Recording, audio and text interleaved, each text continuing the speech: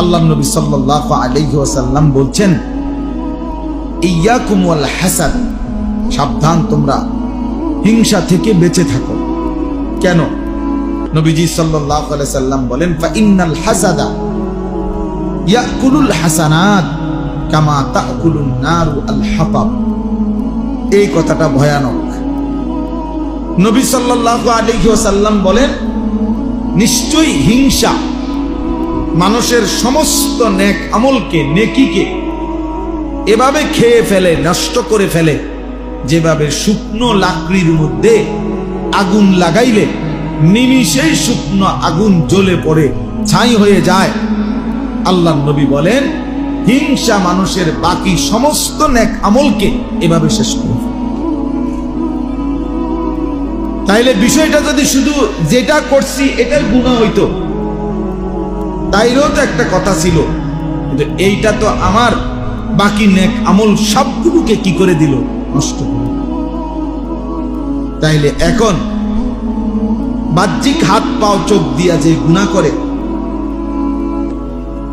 কারো কোনো কিছু অন্যায়ভাবে নিয়ে নিল হাত দিয়ে, এটা গুনাহ, কিন্তু এটার গুনাহ, কিন্তু অন্য নেক আমল আছে না। কিন্তু হিংসা করলো দিল দিয়া, এটা শুধু হিংসার গুনাহ লেখা হবে এটা না, বরং এটা তার বাকি নেক আমলগুলোকেও খেয়ে ফেলবে, নষ্ট করে ফেলবে, বরবাদ করে ফেলবে।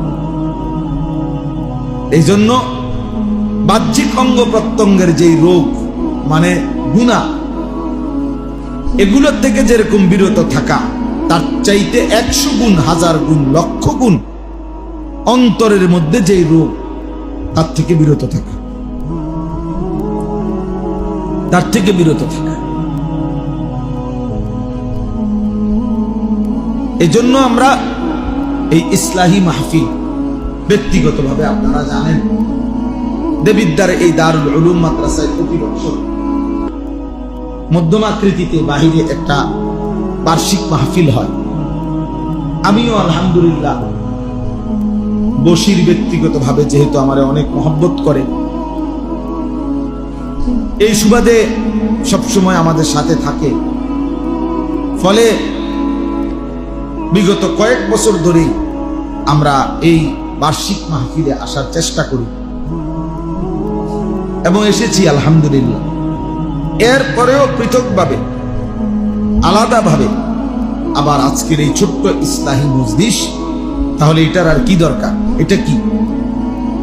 এটা হলো মূলত মানুষের অন্তর রোগের যে চিকিৎসা, আমাদের অন্তরের ভিতরে, দিলের ভিতরে বিধ্বংসী, জীবন বিধ্বংসী, আখিরাত বিধ্বংসী, সমস্ত আমল বিনষ্টকারী অনেক মন্দ স্বভাব আছে।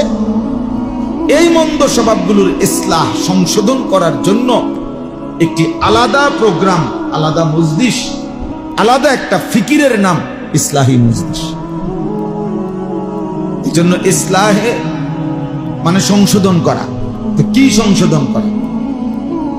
কি বিল্ডিং ঠিক করা, না ফ্রিজ নষ্ট হয়ে গেছে এটা ঠিক করা, না চেয়ার ভাঙিয়া গেছে এটা ঠিক করা? সংশোধন করা মানে একটা কিছু তো ঠিক করা।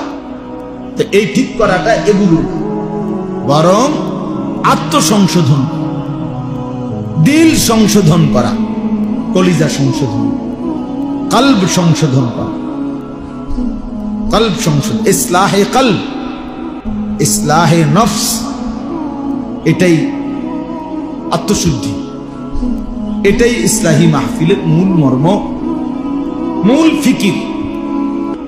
আমাদের সমাজের অনেক মানুষ, আমিও আপনিও, অসংখ্য মন্দ স্বভাব আমাদের ভেতরে আছে, অন্তরের রোগ, কিন্তু আমরা এগুলারে পাত্তাও দেই না, তেমন কিছু মনেও করি না। কিন্তু এটা বহুত বড় ক্ষতিকারক, বহুত বড় ক্ষতিকারক, বহুত বড় ক্ষতিকারক। আমাদের মধ্যে গীবতের স্বভাব, এটা আমাদের একটা আভ্যন্তরীণ রোগ, যে অপরের কল্যাণ, অপরের যেই কোনো ভালো আমরা সহ্য করতে পারি না, ফলে আমরা তার বদনাম ছড়াইতে থাকি। তাহলে আমার মধ্যে তো এই মানসিকতা চেঞ্জ হওয়া উচিত। আমি যদি অপরের কল্যাণই না ভাবি, তো এটা কেমন আখলাক হল, কেমন গুণ হইল? এরকম অসংখ্য মন্দ স্বভাব আমাদের দিলের মধ্যে আছে। এগুলোকে দূর করার মেহনত হলো এই ইসলাহি মেহনত, খানকাহি মেহনত, আউলিয়ায়ে কেরামের মেহনত, পীর বুজুর্গদের মেহনত। এটা ইদানিং কালে যত বেশি আমরা বস্তুবাদী হয়ে যাচ্ছি, মোবাইল, আধুনিকতা, ঢং ঢুং, রং ঢং, চাকচিক্য, হ্যাঁ। ওই দিন আমি একজনের, এমনি বুঝানোর জন্য বলতেছি, একজনের বক্তব্য শুনছি আমি মোবাইলে, আমার দেখাইলো। উনি একটা প্রতিষ্ঠানে বাচ্চাদেরকে কোরআন সুন্নাহর জ্ঞানে জ্ঞানী করবে, ইসলামিক স্কুল কি যেন নাম এটা। উনি এইটার উপরে এই প্রিন্সিপাল বা প্রতিষ্ঠাতা যিনি, উনি প্রায় 30 মিনিটের কম হবে না, উনি এটা বুঝাইছে আর কি, যে বাচ্চাদেরকে কোরআন সুন্নাহর আলোকে আলোকিত করবে ইসলাম স্কুলের পরেও। এখন আমি ওনার এই বক্তব্যটা শুনছি পুরাটা মনোযোগ দিয়ে, একেবারে পুরাটা। কারণ আমি খুব খেয়াল করছি, তাকাইয়া শুনছি, লক্ষ্য করলাম এই যে 40 মিনিট উনি বক্তব্য দিল, প্রতিটা লাইনের মধ্যে, প্রত্যেক লাইন কথার মধ্যে উনি 3টা-4টা করে ইংরেজি শব্দই বলছে, কিন্তু 40 মিনিটে ওনার মুখ দিয়া একটা কোরআন শরীফের আয়াত কিংবা রাসূলুল্লাহ সাল্লাল্লাহু আলাইহি সাল্লামের হাদিস আমি শুনি না। উনি আর বাচ্চা করে কোরআন সুন্নাহর জ্ঞানে জ্ঞানী করেন। তা আপনি যে শুধু ইংরেজি কইলেন, আপনি কি বুঝাইতে চাইলেন? আমরা বোকা মানুষ, হ্যাঁ, আমরা বোকা মানুষ। আপনি ধর্মীয় জ্ঞানে পারদর্শী করবেন এরকম। এই জন্য বললাম আমাদের এই ফিকিরটা, ইসলাহি মজলিস, ইসলাহি ফিকির,